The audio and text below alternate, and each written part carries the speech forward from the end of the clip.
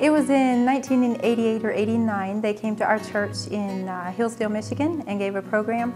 And shortly after that, one of my friends came down as a volunteer, and then in 1992 I came as a single volunteer. My role in the ministry is basically the volunteer coordinator, which means that I would, the best that I can, get the word out there as far as when we need help. The girls would often, my number is in the newsletter, and so the girls would often call me whenever they're interested. Then I would give them the information, of course take care of a lot of the bookwork, and we would just go from there. The volunteer ministry, and that's for girls that are 18 years or older.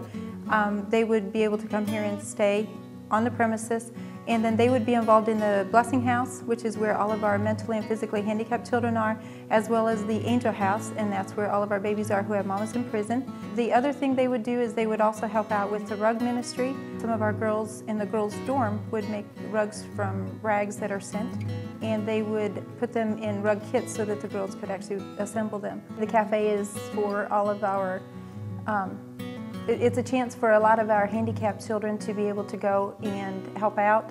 We have some that go up and wash dishes. Opportunity is for those in the community that have handicaps. It's an opportunity for them to be employed as well. And then the trading post is where we take any of our donated goods that we're not able to utilize here at the Galilean. We can take them there, and then we can still benefit from them financially.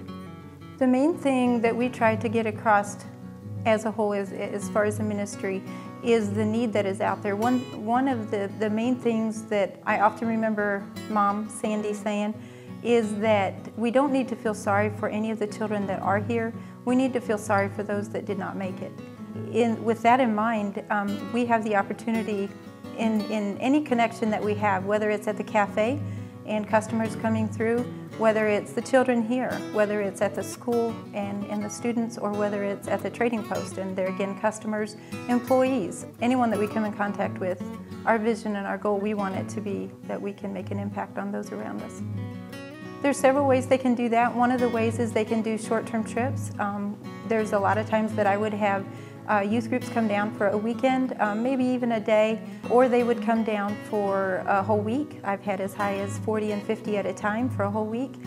Or they can come down for 3 months or longer. Obviously that's for females 18 or older.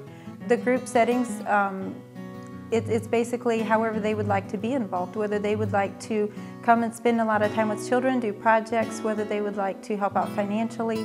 The list is endless. Basically, the neat thing about it is you can take all the individualized talents that are out there, and if someone wants to be involved, there's certainly a way that they can be.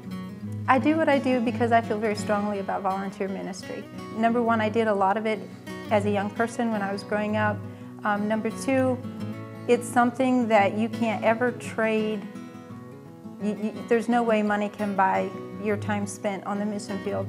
And as a volunteer, there's just some things that, like I said, cannot be bought and cannot be replaced with anything else. And so because of my passion for the mission, the volunteer end of it, of course, I try to do everything I can to make so that if someone is interested, that they can make it possible. The staff here is very good to work with. The main thing that we all try and desperately make our focus is the children. And whenever things get tough and like things always do, tension gets high and whatever, we try to remind each other that, we're here for the children, and let's keep that our focus.